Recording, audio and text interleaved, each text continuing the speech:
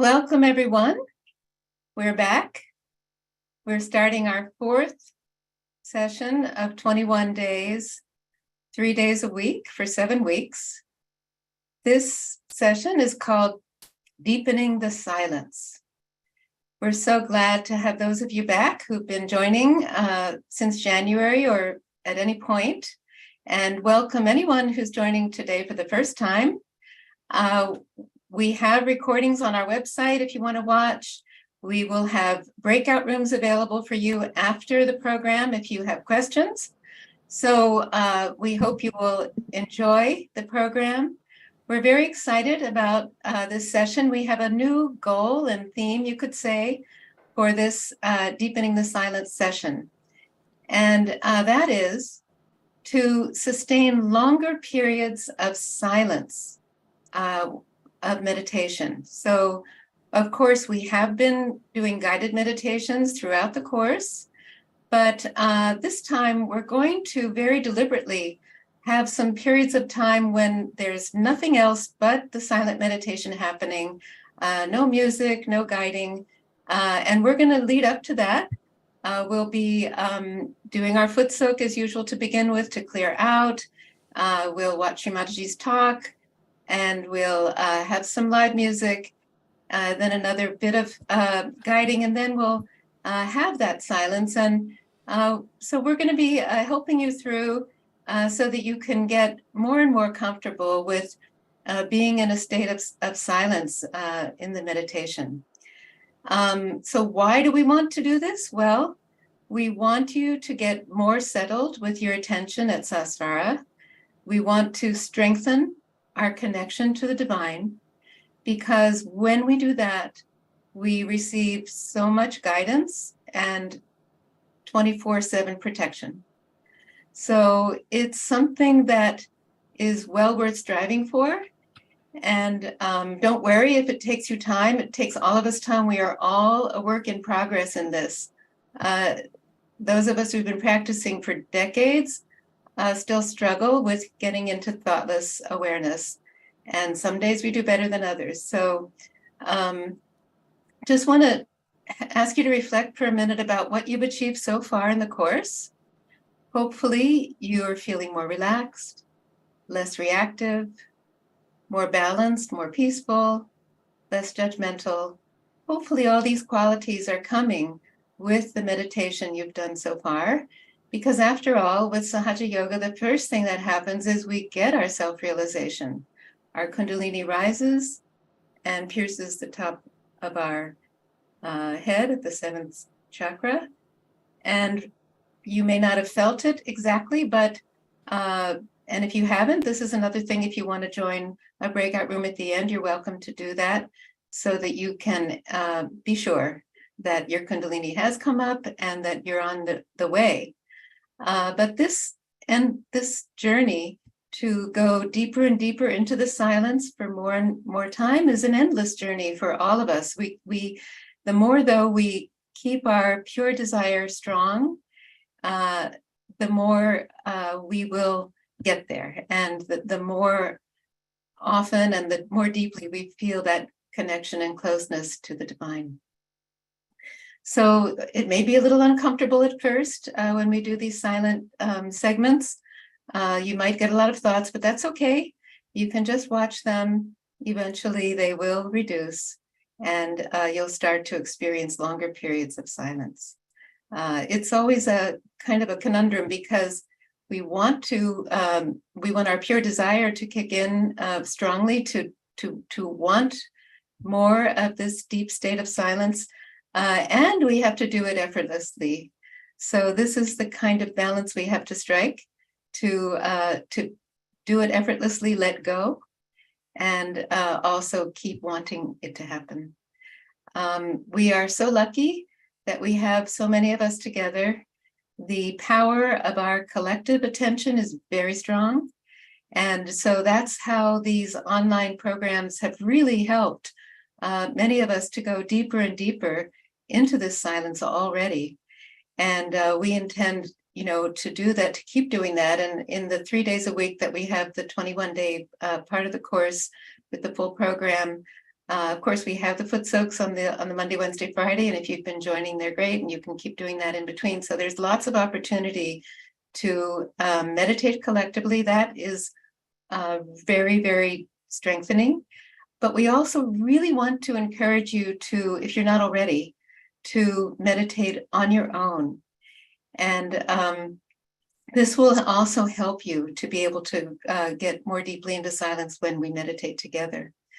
So you've already learned so many things.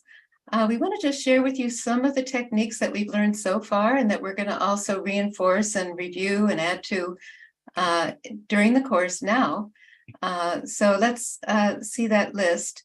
And this is just to kind of a little bit demystify it, that, some of these things you're very well familiar with already. That first of all, the most basic is putting your attention at the top of your head on the Sahasrara chakra, connecting to the Mother Earth, breathing, clearing our right side, our left side, our chakras. Some of these techniques like foot soaking, icing, and using candles, using affirmations and mantras, and then even using music, which a lot of people find helpful to get into a silent state. So all of these are things we've been doing, we'll keep doing, and just we'll share that list with you too in the WhatsApp groups.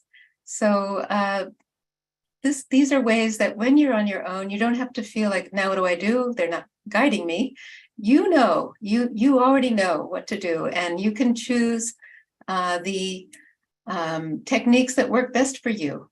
So that's part of what it is as you go along, to know what works for you. Some things work great for some people and not for others. So that's for you to come to understand about yourself and what helps you get into that state of silence. So now we're going to do our foot soak and do some clearing.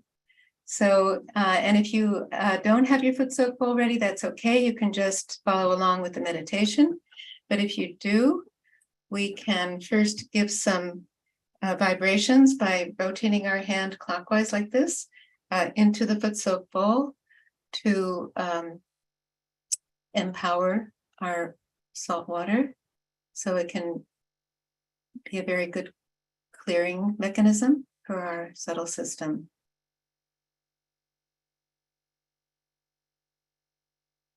Let's put our feet in the bowl. Now we can raise our Kundalini, give ourselves a bandhan. If you're new, just follow along. We put our left hand like this at the base of our spine, and our right hand is going to rotate around it like this. So we bring our left hand, bring our Kundalini up the central channel. When we get to the top of the head, we're going to tie a knot.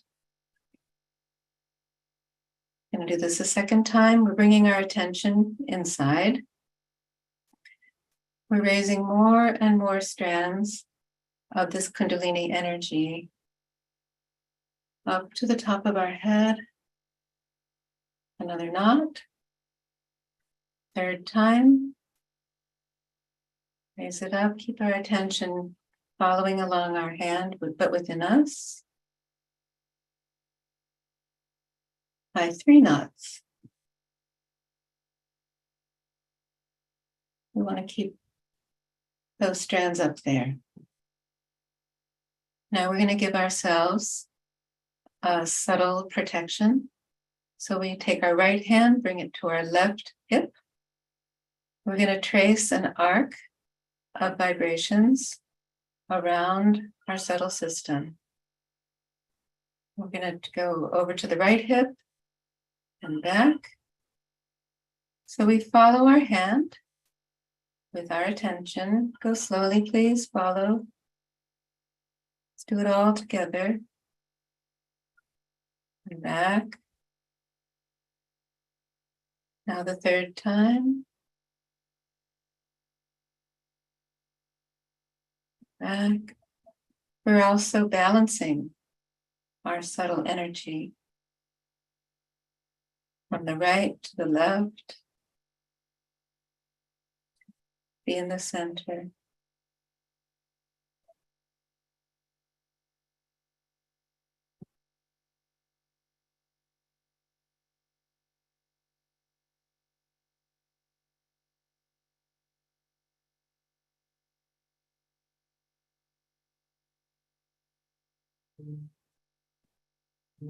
Now see how we feel.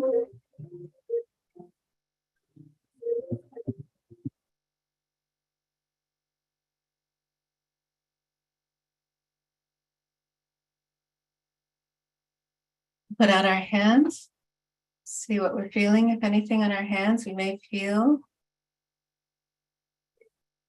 cool breeze flowing already. Just see. This is also what you're going to do on your own when you meditate. Just check out the condition of our subtle system that's reflected in our hands. If you have the sensitivity, see if it's heavy, light, cool, warm.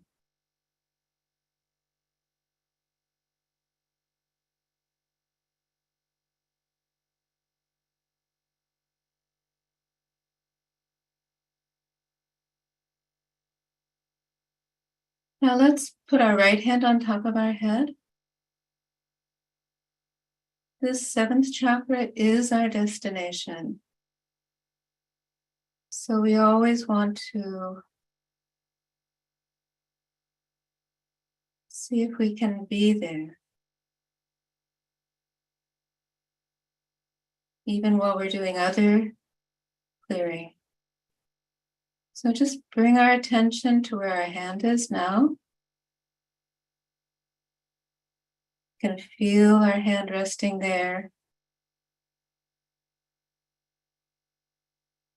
Our attention is there with our hand.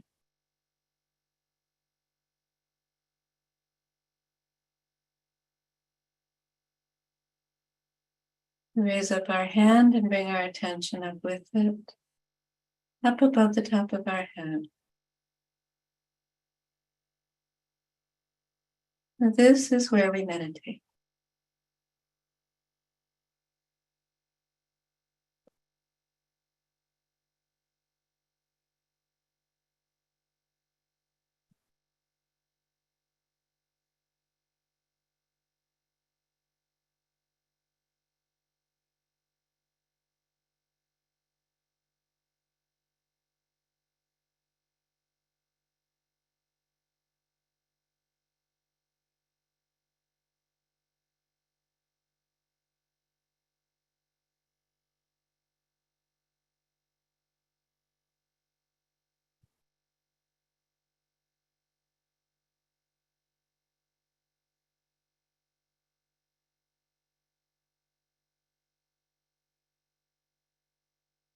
Bring our hand down. See how quiet we are already. Maybe already the thoughts have reduced.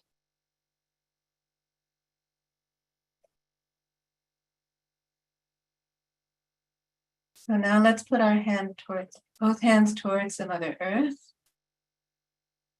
You can feel our connection to the Mother Earth. Ask her to please absorb any heaviness, emotional baggage, thoughts.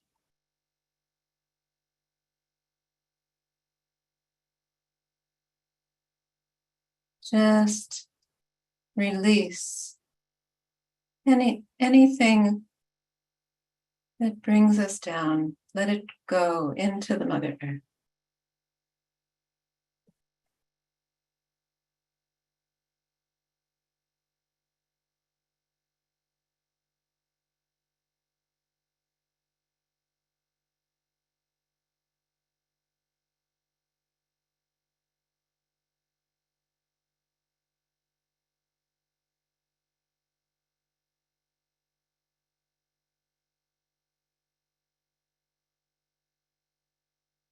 Bring our hands back up on our lap, maybe a little higher, and see. And now let's touch the top of our head. After each thing we do, we can see, how does it help us? How does it make us get more silent? Let's bring our hand up and above our head and see.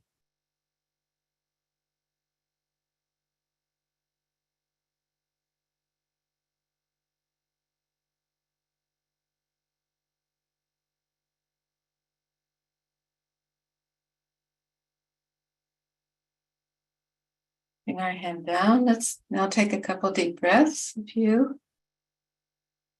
Inhale, hold. Release any negativity. Inhale, hold, let go. Inhale,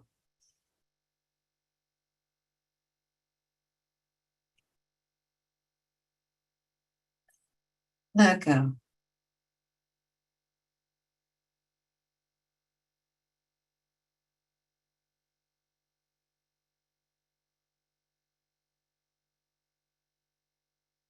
See how we feel.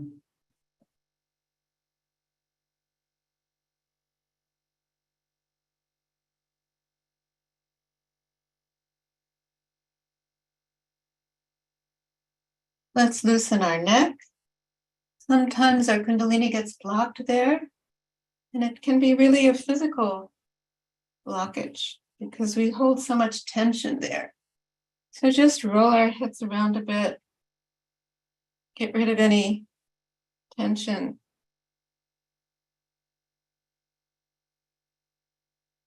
Open up that passageway.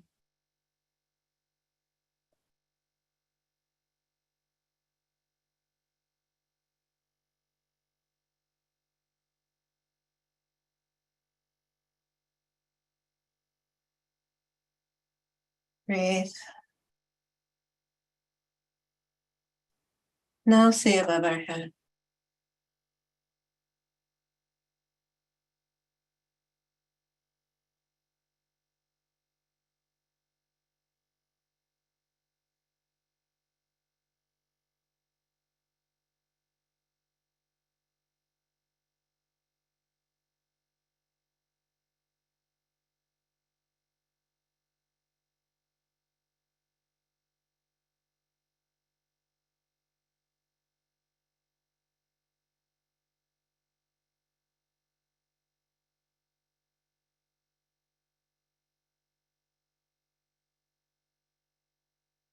Put our left hand on the right side of our stomach and the upper abdomen, where our liver is and our attention can get overheated. So we'll just give some cool vibrations here.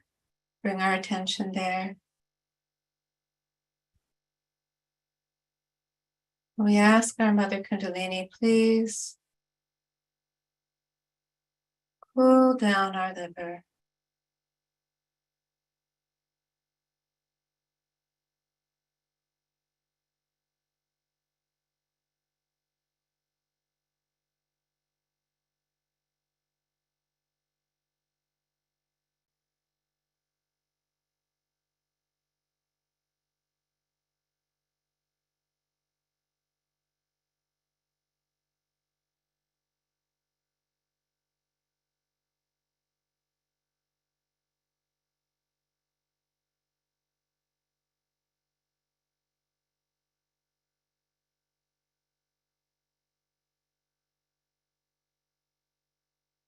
Let's do one more stop at our heart. We can put our right hand on our center heart. Breathe a little more. Ask our Mother Kundalini to please give us the strength and the confidence to believe in ourselves.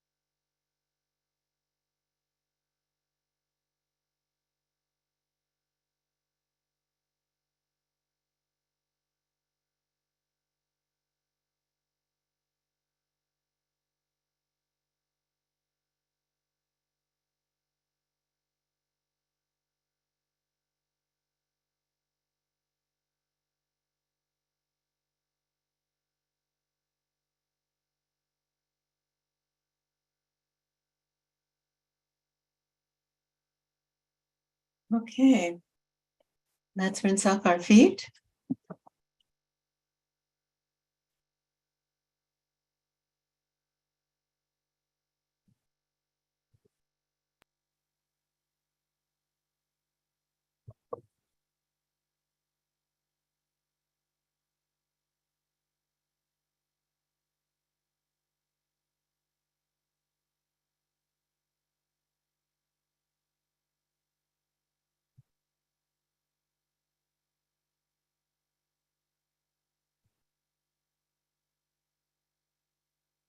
So hopefully we're feeling lighter, cooler, less thoughts than when we began. Now we're going to hear a really amazing talk of Shri Mataji, where she talks about the importance of silence and what it can do for us. So let's put our attention on top of our head. Just get there for a sec. Make sure we're there. We can listen to the talk as much as we can from up here. And just take in the wisdom and the love of Shri Mataji's words.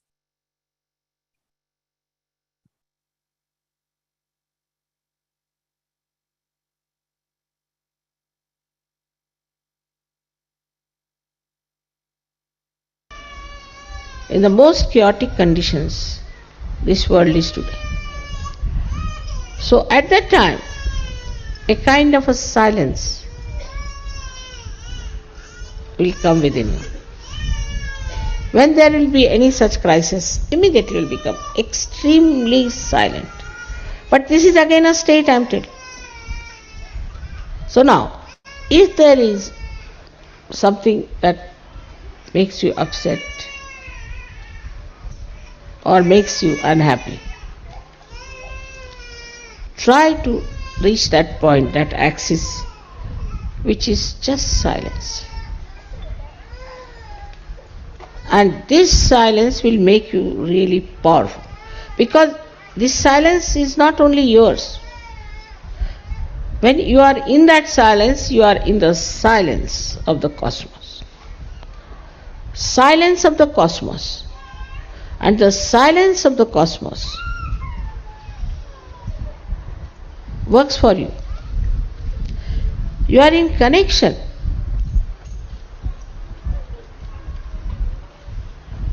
with that cosmic power, we can call it, but it's more than that, is divine power, I should say. Divine power which is working all the cosmos also. So if you just become silent within yourself, know that you are sitting in the kingdom of God.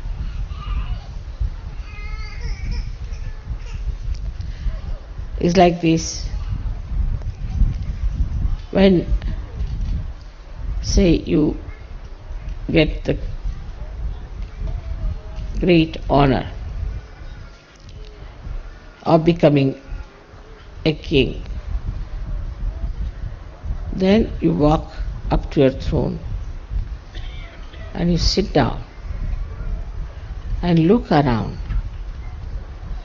and you feel the silence of the state that now you are the king. This silence is the sign that you are definitely you are now in contact with the divine. You are silent because the divine is going to look after everything. You don't have to do anything, just keep silent.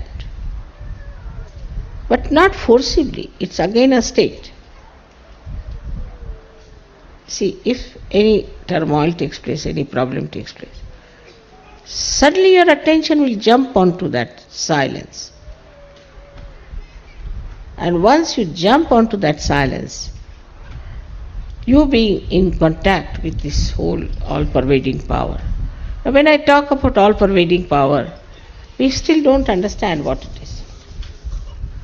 What it means, this all-pervading power of love. Is it some sort of an energy floating around? Or is it some sort of a river or some sort of a ether?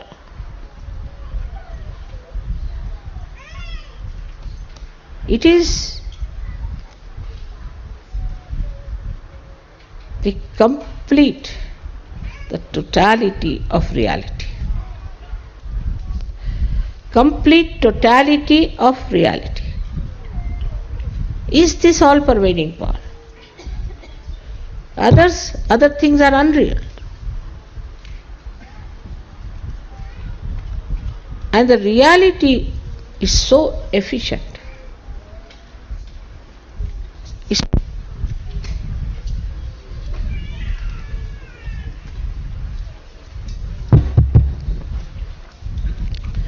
It is so efficient.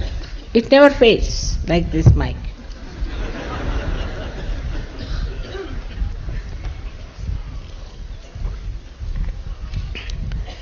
It's such a tremendous, you can call the intertwined process, which we cannot even imagine with this human understanding. How it controls, how it works. For example, you see the trees. Rose bush will give rose only. It won't give apples. It will grow up to a certain height. It won't grow like a coconut tree. All the characters of this nature is maintained, nourished, looked after, controlled absolutely at the right time, at the right seasons. That's why in Sanskrit this is called as Rutam Bhara Pragya. Rutu means seasons, and the one which looks after the seasons, that knowledge which is enlightened. Simple definition. But still, it doesn't explain. Because it is so complicated for a human brain that they cannot understand how it works. Now, all the miracles you have described, I have seen. I mean, there are so many still to be recorded. It's just a play of this power which thinks, understands, cooperates, coordinates and loves, and looks after you, is at your disposal. At your disposal. Wherever you go, the connection is maintained. It's like a governor traveling, you see the security travels with him. So they are all around. Not only with me, but with you also.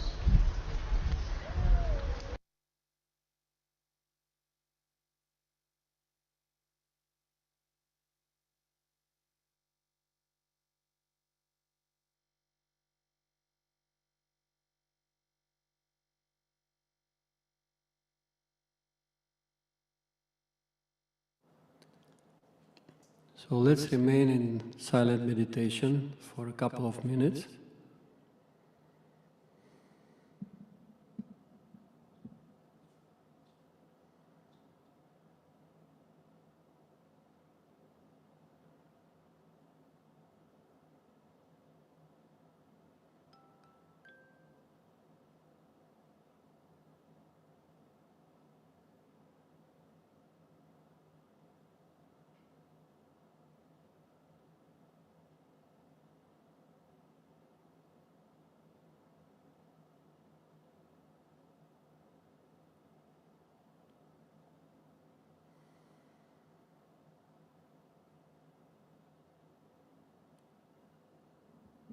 Just keeping our attention on top of our head. If any thought comes, we just say inside, I forgive, not this, not now.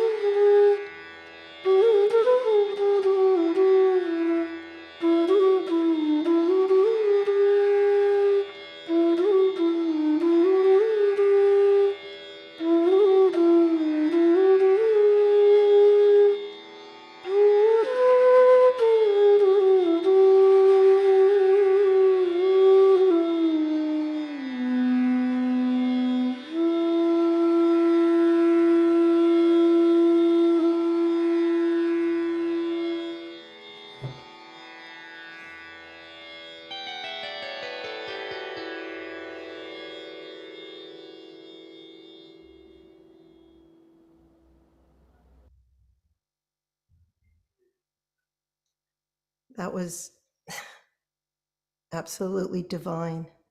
That music, thank you so much. My Kundalini was so excited and happy to rise listening to that. So Linda did a beautiful job of framing what we're going to be doing over the next 21 sessions. So we're just going to go right into,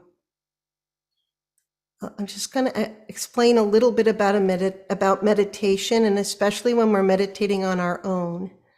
There are really two ways that we can come to meditation when we're by ourselves.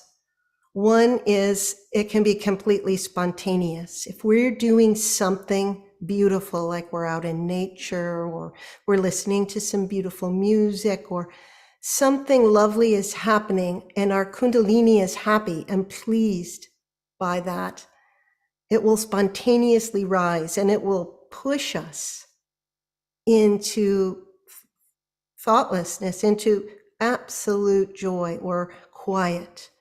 And this just can happen anytime in our day. I think it usually happens when we're relaxed and when we're not rushed for time. One of the easiest ways to make it hard to meditate is to sit when you've got a time limit, like you've got to go meet your carpool in 10 minutes, right? So that's usually when it happens. And what we're really doing is we've caught the wave of vibrations and we're riding it. And our Kundalini is pushing us on the wave. And all we need to do at this point, I was just listening to a talk and Shri Mataji said, if you go completely beyond and thoughtless, there's no need to raise your Kundalini. There's no need to give yourself a bandhan or say a mantra or work on a chakra. You're there. That's what all those things are for. So all you need to do when you spontaneously go quiet is to just allow yourself to be in the silence. Don't push towards thought. Don't push towards anything. Just allow it to grow. And eventually, as you become more and more practiced in it, you will be able to go longer and longer in those spontaneous, silent moments. And then there's a second way that we come when we're on our own by ourselves into meditation, and that is by sitting down for meditation. And meditation is a state of awareness. So when we first sit down, we're most likely not in thoughtless awareness. But that's all right, because it's great. Because what we can do is learn how, no matter what state we're in, no matter how thoughtful or anxious or depressed or wherever we're at, we are sitting down and we bring that with us and we go into watching. So this is a time when we're being self-conscious about meditating. So we're going to raise our Kundalini. We're going to give ourselves a bandhan. And we're going to sit. And for me, it's always best to close my eyes, but you can see what works for you. Some people like to keep their eyes open and look at the bindi on Shri Mataji's photograph, or just find out what is it that helps you, right? So we sit down and we've raised our Kundalini and we close our eyes and we step back. And this is how we practice something called the witness state. So the witness state, at least, is the best way to learn how to slow your thoughts, right? So this is a tool. So we want to be able to get to the point where no matter what's going on with us, we can sit down, slow our thoughts, and get into meditation. And so the best way to do that is by stepping back and watching. So we've closed our eyes and we're watching everything that's going on inside of us without judging it, because we're a little step back from it. So we're not judging it. We're just watching. And the power is in the watching.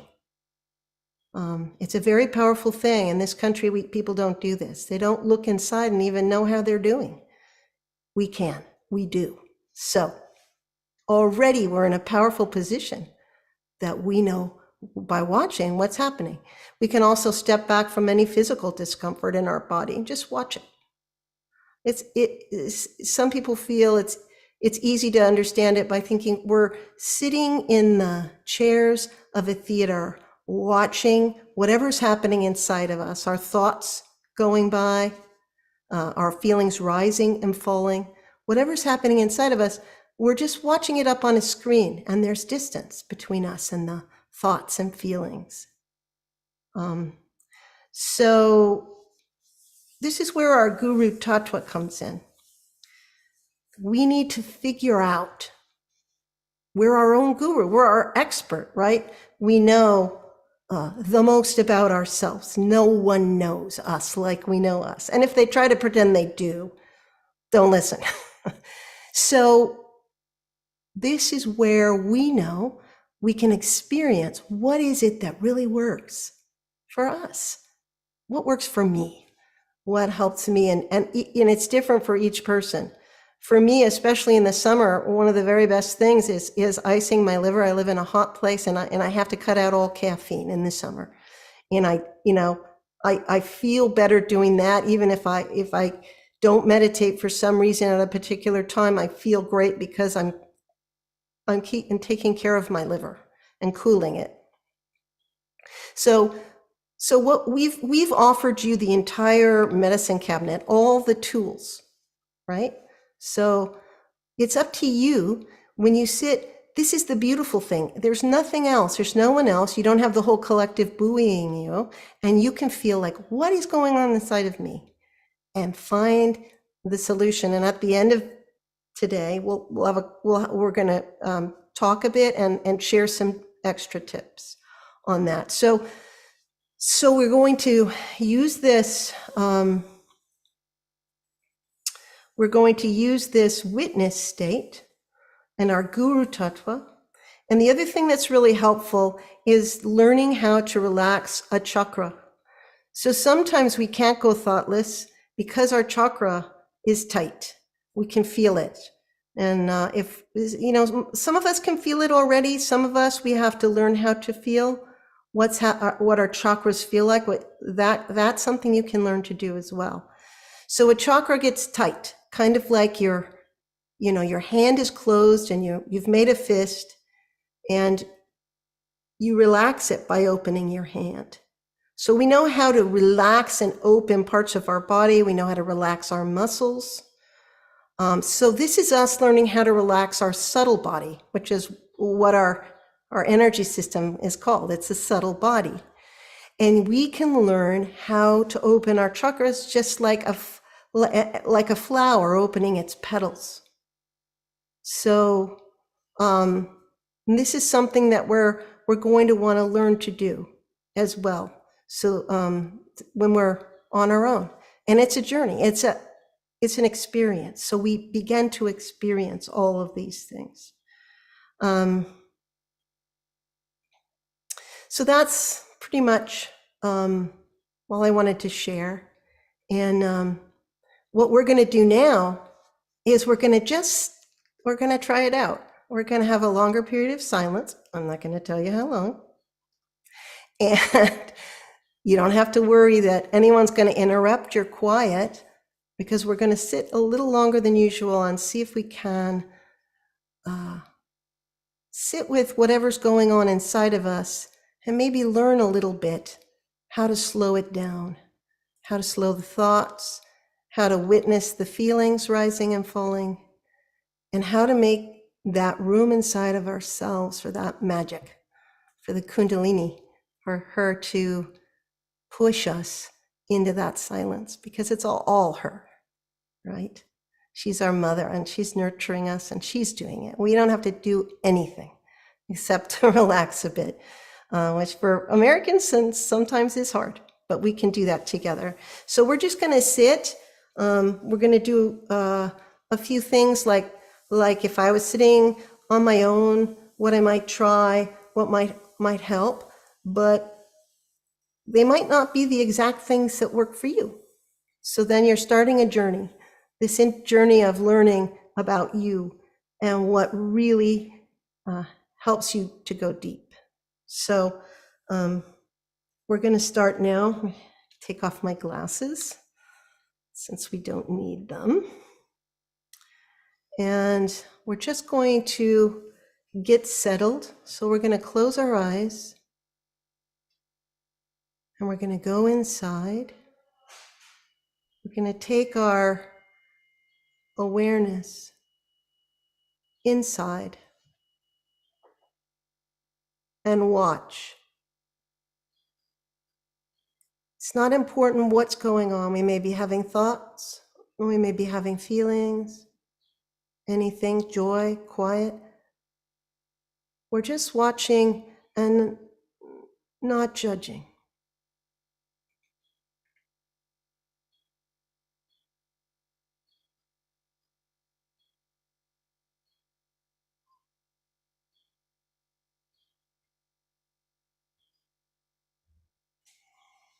Now let's take our right hand and put it on our center heart.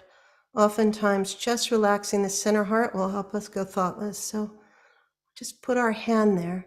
When we put our hand there, the Kundalini is drawn to nurture that chakra. So it's very helpful. And we'll just watch our breath for a short while. Just watch the oxygen as it goes in and out of our lungs.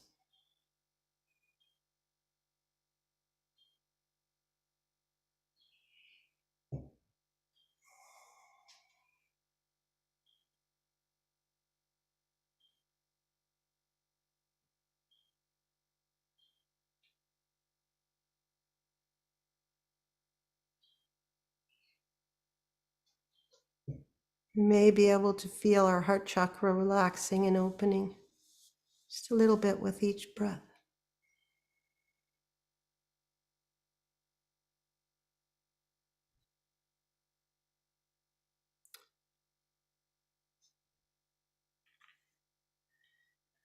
Now we can put our left hand, we can bring our right hand down and put our left hand on the right side of our tummy between our hip and our stomach. This is where our liver is. And when our liver is relaxed and our attention, this is the seat of our attention, is relaxed and cool, it's easier to go thoughtless. So we'll just nurture it a little bit. And we'll just desire in our hearts, just desire for peace, just desire to have the quiet inside.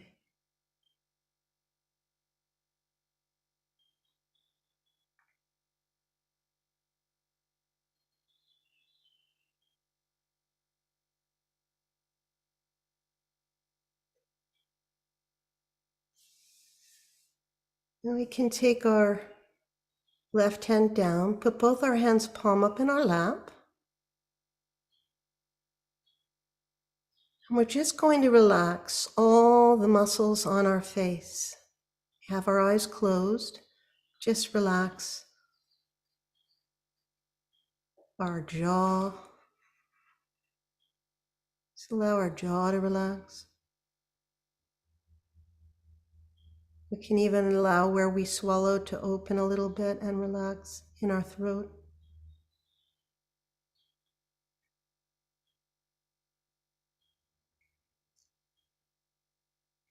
Now let's bring our attention above the top of our head. If it helps, you can put your hand on the top of your head, because again, the Kundalini will be drawn to your hand.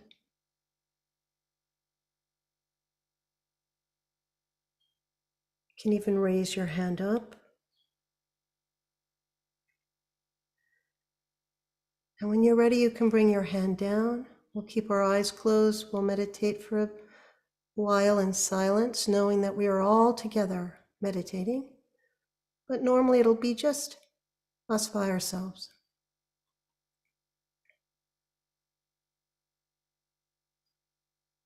If we have a thought come, we can just watch it. Or a feeling, we can just watch it.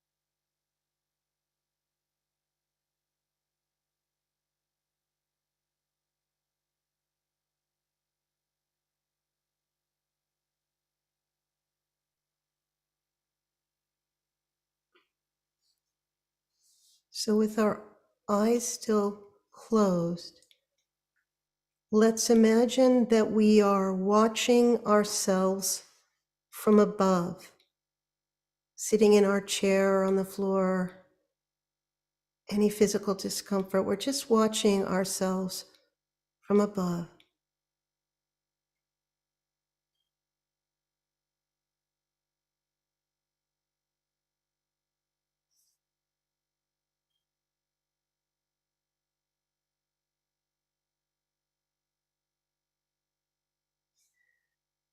Now we can raise our kundalinis up.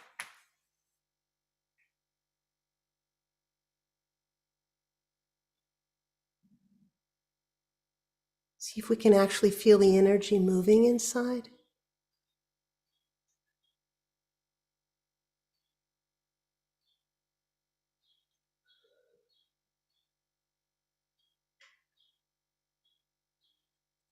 And give ourselves a bandhan.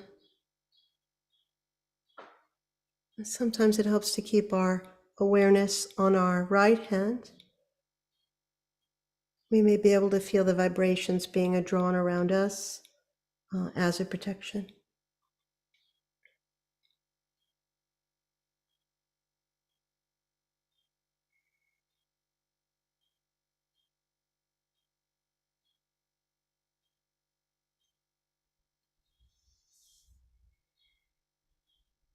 All right, Linda, back to you.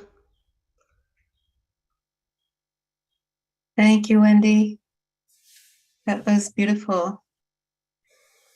And I hope everyone was able to get to a quiet state inside, or at least had an interesting experience watching yourself. So we we're going to be doing this on every program, and I do encourage you between now and our next program, which is Sunday, to try it at home on your own and see if what we shared today is helpful and how you can incorporate it in your daily meditation to get to a deeper state of silence. So you can, of course, watch the recordings. They're on our website. And here's our schedule. We're going until August 22nd. And you can go to the foot soaks also Monday, Wednesday, Fridays. They're shorter and a great way to sustain the collective meditation. So on Sunday, we're going to be focusing on our Mother Kundalini and see how her purity and her power can take us into a state of silence. We have a lot of resources to offer you. There's a QR code that gets you right to the website. We offer mentors, and they're free, and they're a great opportunity to talk about anything that you personally are experiencing or challenges you face, and get very personalized tips and suggestions for how to go deeper. We have a WhatsApp group, and that's really great to join if you haven't already joined it, to know what's happening and all the updates on the sessions. So now, if you would like to go into a breakout room, you are welcome to request that of our, just go to the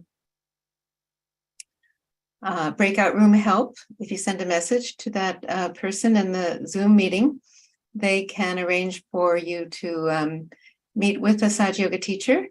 So you're welcome to do that now. Or if you'd like, you can stick on in this main room, and Wendy and Igor and I are going to share some of our experiences about getting into thoughtless awareness. So just one more time, if you'd like to go over the schedule, we can go back to that slide. So we are from today through August 22nd.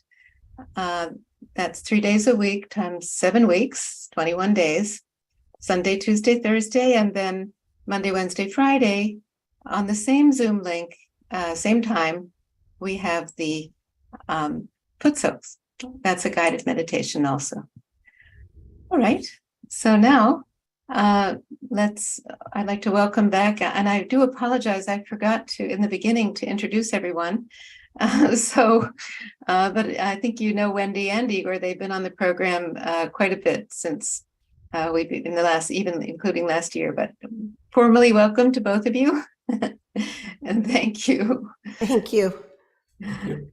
All right. So we have some questions, and I mean we can go off on tangents as we wish. But basically, the first one is, what are some ways that help you get into thoughtless awareness? And this is where we can chat about some of the tips that help us to get into a state of thoughtless awareness. So Wendy, you want to go first and share some more? Yeah, I mean, for me, I like to sit. I mean, obviously, for me, what works is to clear my center heart. If my heart is open, seems to be the best thing for helping to go thoughtless. And if my my liver is cool, less thoughts from the cool liver. And so, but I like to spend more time. We were trying to have some, I talked a little bit more than usual. It's funny. I didn't plan on it, but yeah. So you would work on your heart for a little longer, maybe a few minutes, and then your liver. This is what I do, and that's what it is for me. That and staying away from anything heating, anything that heats my liver up is bad, because if I go in one direction that's not the center, I would say it would be to the right, which is what's the liver drives us in that direction. So. Okay. Igor, how about you? What helps you to get into thoughtless awareness? Well, just add up on Wendy. I work on my attention. So attention is trying to put my attention on the attention. So trying to bring my attention, also massaging, okay, trying to massage and bring my attention here, and also breathing helps me.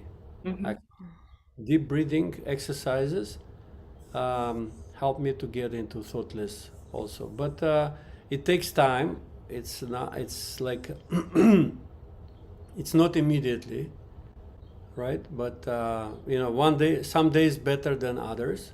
Of course, it's every time it's different. But that's what generally works for me. I mean, if my attention wobblings and wanders anywhere without noticing, like wild horses, like try to ask myself, where is my attention?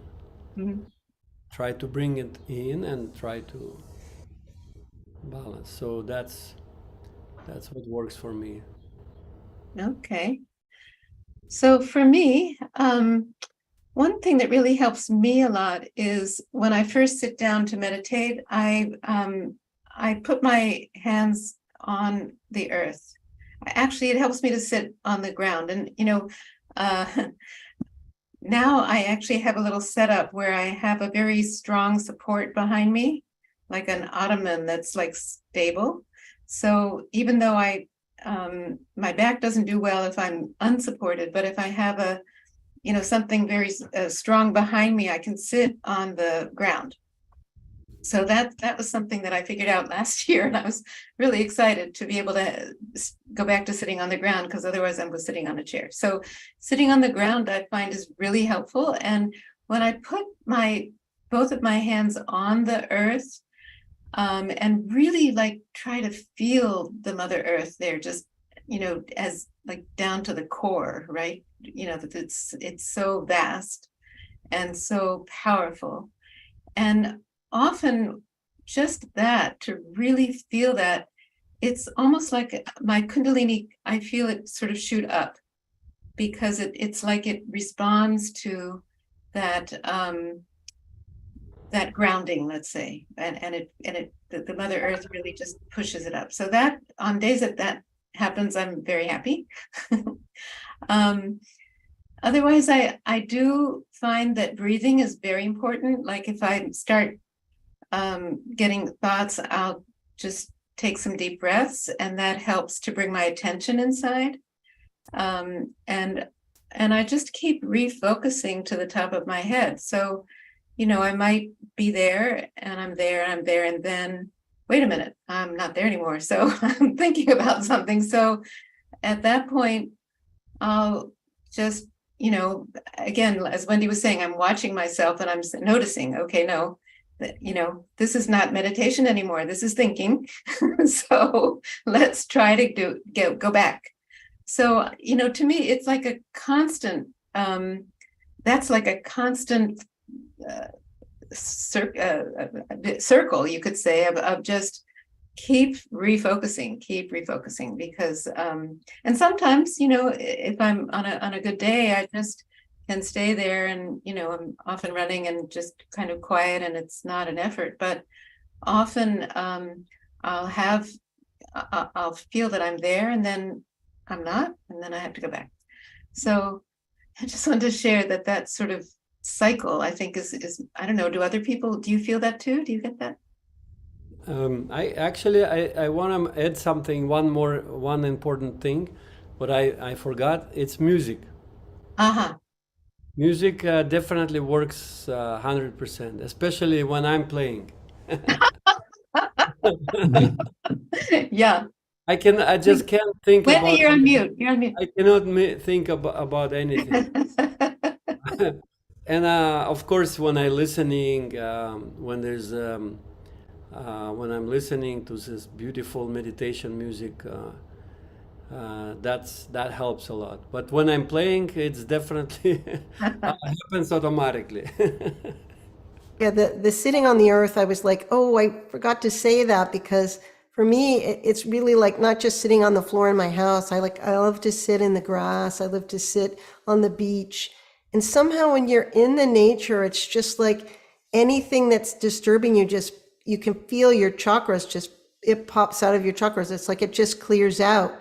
Because we have serious things that we're attached to, and then we have something that's called bada, which is this sort of generally not good energy we're not attached to it. It's just can pop out.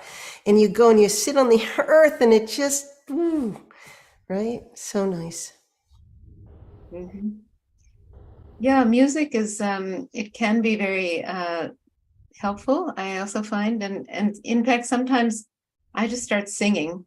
If I'm really desperate, I just break out into song.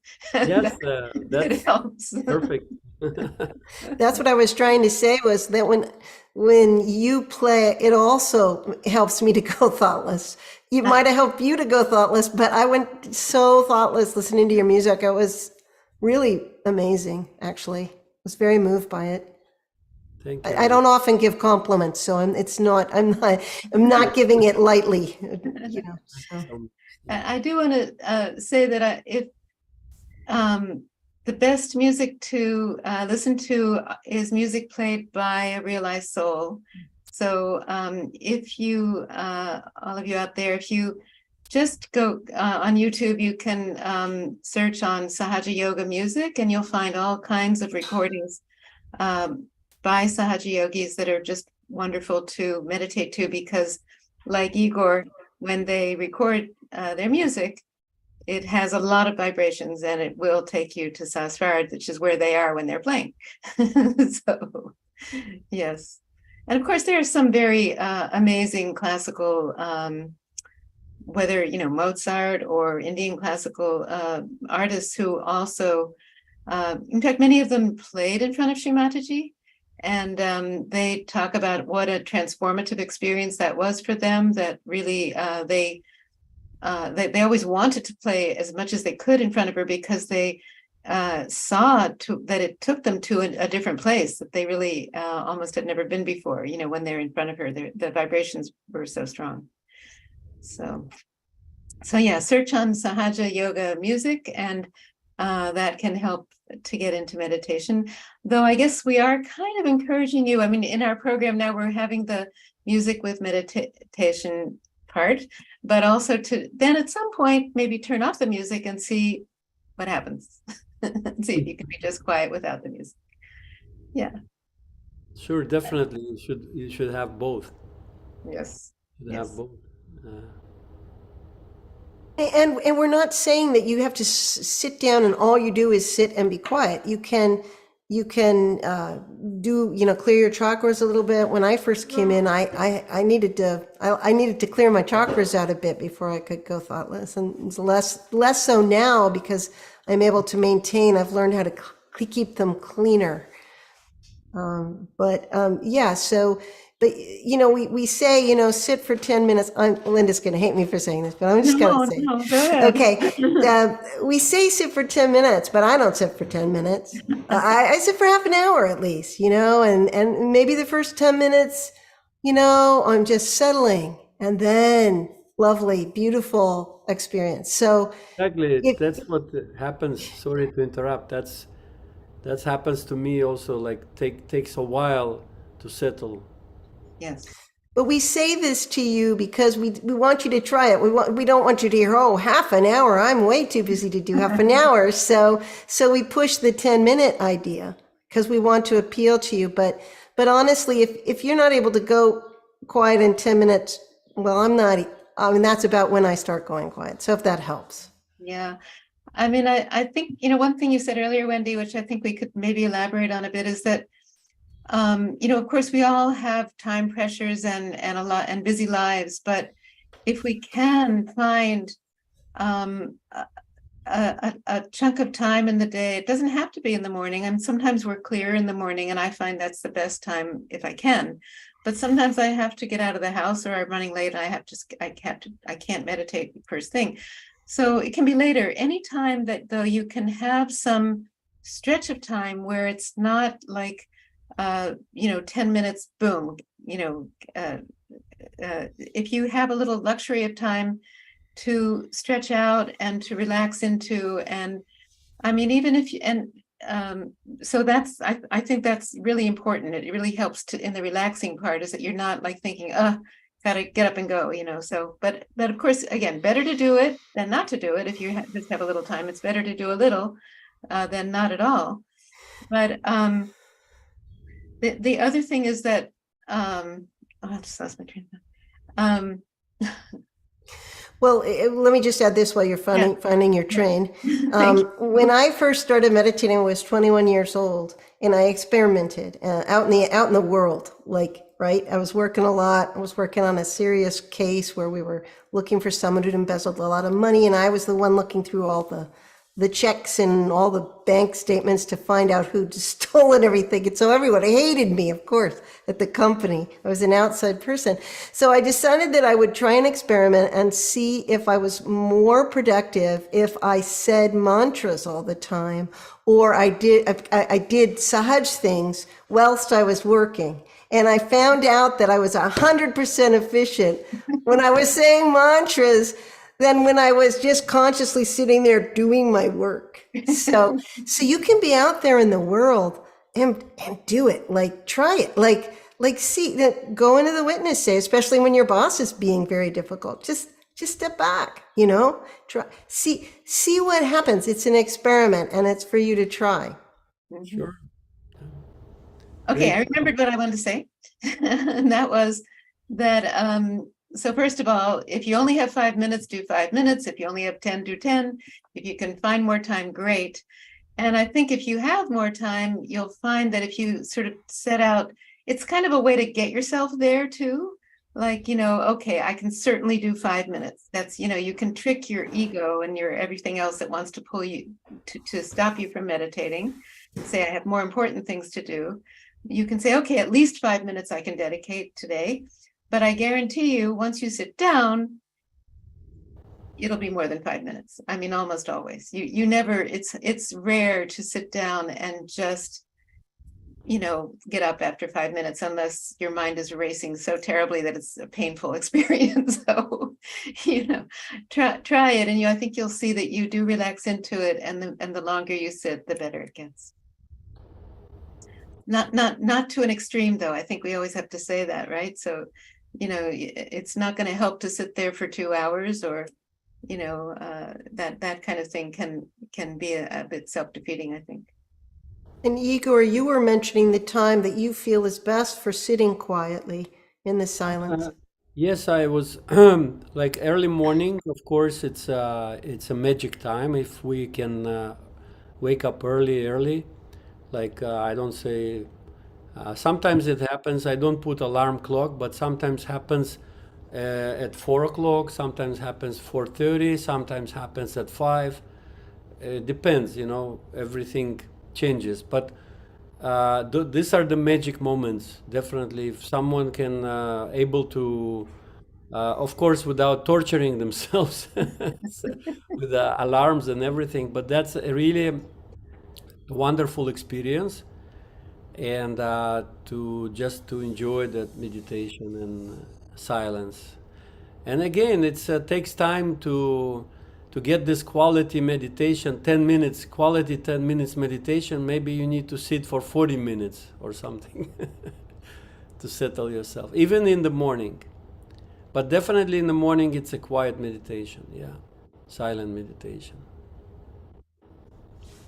I think it's when I was new in Sahaja Yoga that I the idea of meditating at 4 or 5 in the morning was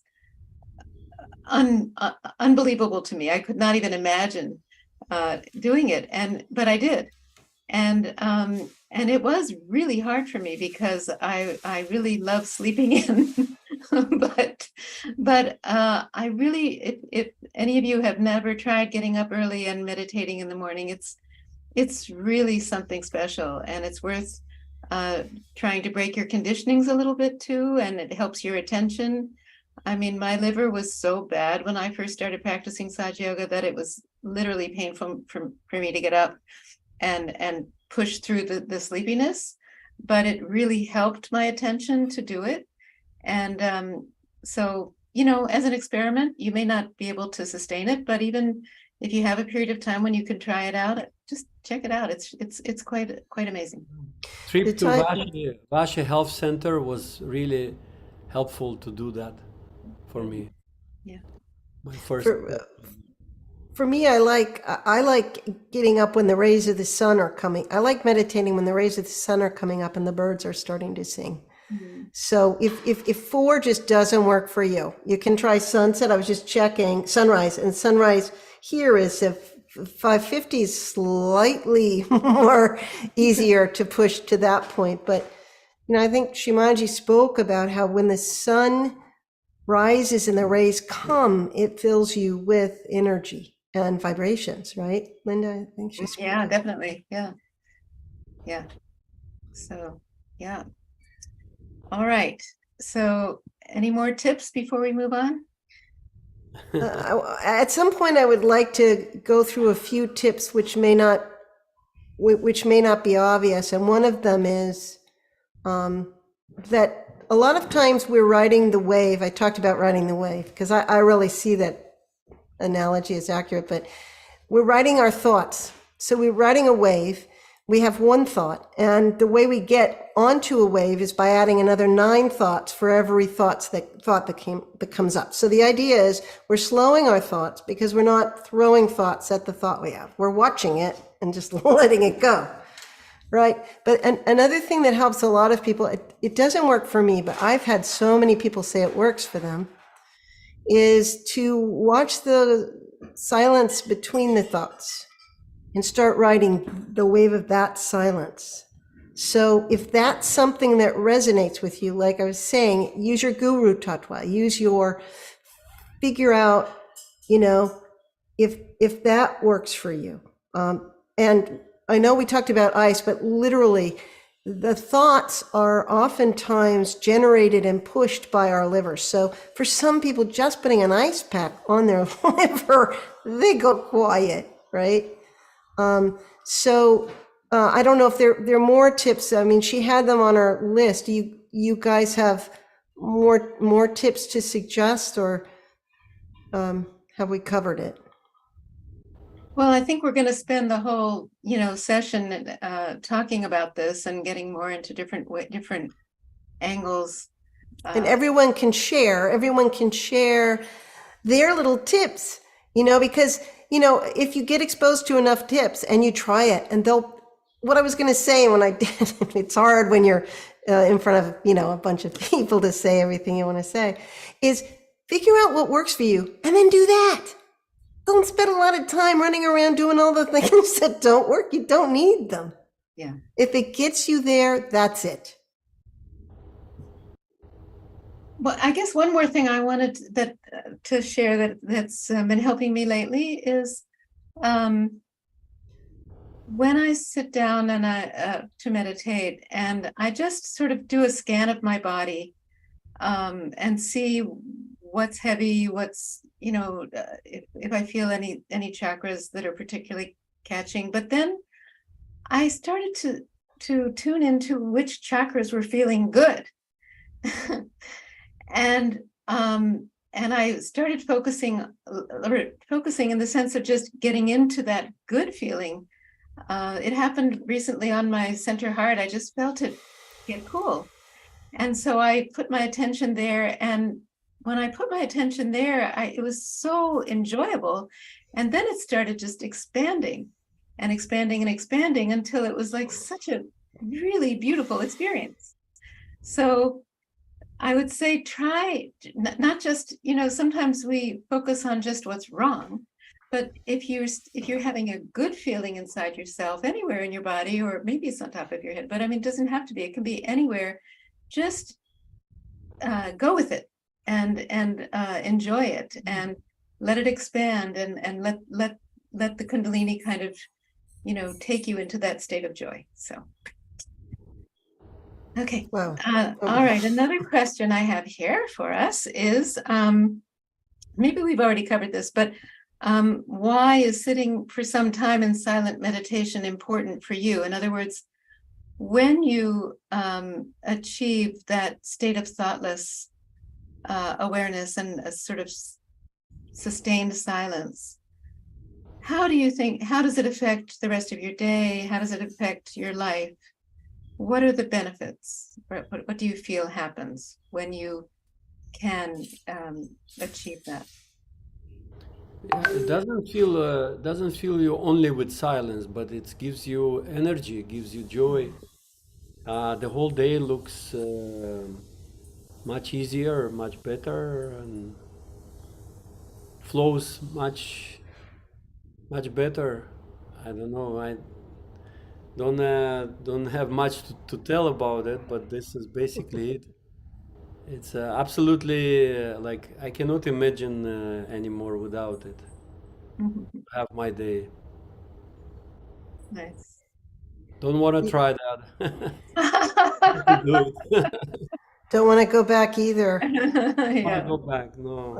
The great thing about, I lived in meditation centers with large numbers of people for about 20 years, and I would get up and we'd have this collective morning meditation very early. As the earliest person who left for work, which was pretty early, that's when we all got up, so everyone could be included.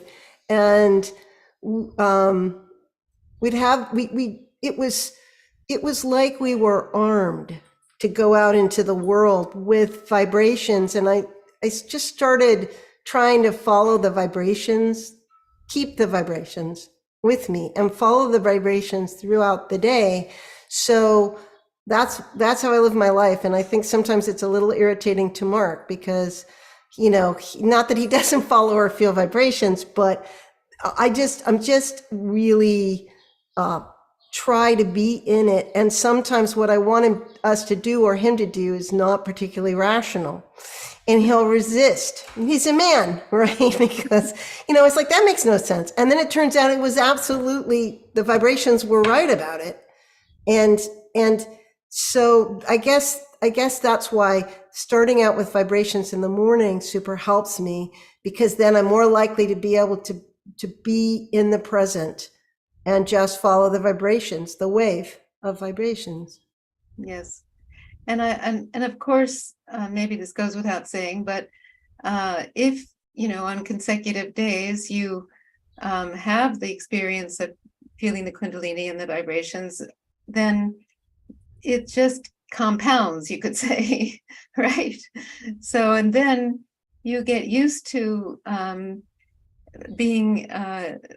having the connection, getting the messages, being having the sensitivity, and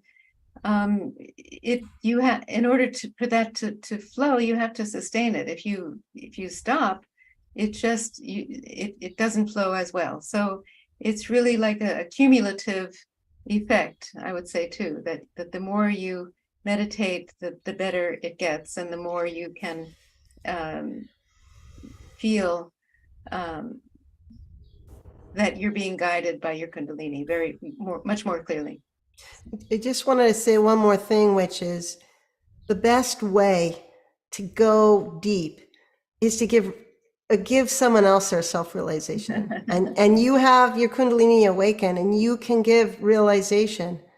And then it's like the Kundalini, you become the channel for the Kundalini, so she clears you out. Just like, it's like this little fringe benefit that you get cleared out, and then the joy. The most joy I've ever felt is giving realization to other people. Absolutely, and that's why we so much enjoy sharing this with all of you. Because it's actually rather selfish, because we do feel a lot of benefit from doing it. Yes. All right, one more thing. Yes, go ahead. I just want to say one thing that I was watching. I was trying to find a talk for tonight, and I was watching a talk, and Shri Mataji was talking about the heart. And I was born with a heart condition. So for me, the first 2 years, all I did was try to clear my heart because I wanted to fix it. But she was saying, before you get your realization, you don't want to, when you open your heart, all kinds of, sometimes you get attacked. Like, people think you're naive when you open your heart, and it's because it's like you've opened a window and everything flies in, like the mosquitoes and everything else, right? But after you have your realization, when you open your heart is when you're most protected. She was explaining, and I really feel it's true. You're protected because you're naturally able to witness things. So you're able to be in the witness state. So you don't react. You don't have a reactive mind. And so you don't pull in all the negative vibrations. You're completely protected. So it's just, I'm sorry, it's a little, I know it's an aside, but. It's nice. It's beautiful. Yeah. So just one more thing to touch on quickly, maybe, is how, because we talked a lot about collective versus individual meditation, and we are, as we said, encouraging everyone to try to meditate alone if you're not already. But how would you describe the difference for you when you meditate collectively as compared to individually? Most powerful for me, definitely collective. Most powerful experiences happened to me when I was meditating collectively. And actually the biggest, the most powerful, most memorable experience was when I was in a seminar with like 8,000 people. Wow. In Delhi in 2018, in Nirmal Dham. That was the most powerful experience, but other times in there was regular, so it doesn't matter, it's not the exact math, right? But collective meditations definitely bring stronger experience, vibrational experience, and easier to get to thoughtless, right? So it's absolutely, I feel that that's absolutely necessary for us, like to have it at least once a week, if possible. Otherwise, we are like a dry leaf falling off the tree, trying to survive on our own. No, collectivity is very important. Yes. Of course, some of you already know this, that the seventh chakra, it's integration, but it's also the quality of collectivity. So Sahaja Yoga it's an essential element in Sahaja Yoga that for us to meditate individually, but if we cannot all grow if we don't meditate collectively. Yeah. When do you want to? Well, they're two different experiences, so when you're meditating collectively, you're feeling the collective vibrations. So you'll feel catches, or you'll feel beautiful things in chakras that don't normally feel that, like you were saying, focus on the positive. So yeah, the Vishuddhi, I often feel my Vishuddhi is tight because this country has a little bit of a trouble with this chakra. So it's collectively a little tough. But sometimes when I'm with the collective, I feel it open so much. And this is this amazing thing that when you all get together and all the kundalinis are there, you can push through even something that's difficult for your country in general. But the beautiful thing about meditating on your own, so you're feeling a collective vibration. You're not feeling just your own. And the way to check that is, if you feel something you never feel before and you're with the collective, then it's not you, it's the collective you're feeling. And then there is when you meditate on your own, you learn about yourself. You know about yourself, and it's through this self-knowledge that you can change and transform. Believe me, I am not the person that I was. And I believe in transformation. I believe everyone can grow and change. I don't care if you're 100 years old. This whole thing that, when you get old, you can't, it's just absolutely not true. I've seen my mom transforming. She's 94. So I think this is the beauty of it all. And it all comes together to be your journey. So it is, they're both a journey, and they work together, and there's some kind of beautiful unity to it, I guess. It's beautiful. Yeah. So knowing ourselves, knowing who we are is so essential, and that's what we come to know when we meditate on our own, right? Otherwise, we can't necessarily know. And we'll be going into this quite a bit as we go through the sessions, but that feeling the cold breeze is great, but then trying to go a little more deeply into what, asking what really is, what should I work on, which chakras are strong, which are weak, and that we do on our own. But everything gets strengthened and pushed in a beautiful way when we're in the collective. So, well, we can't take the collective with us out into the world. So we need to strengthen ourselves and be strong enough that we create an environment around ourselves when we're out in the world that is Sahaj, that has vibrations. Yeah. And we pull people into our beautiful space instead of them pulling us into their sometimes not so beautiful space. That's so true. Yes. Okay. All right. Well, thank you so much. It was a wonderful sharing time. I appreciated it so much, and I hope everyone out there also has. So we'll say good evening and see you on Sunday. Thank you so much. Thank you. Thank you. Great one.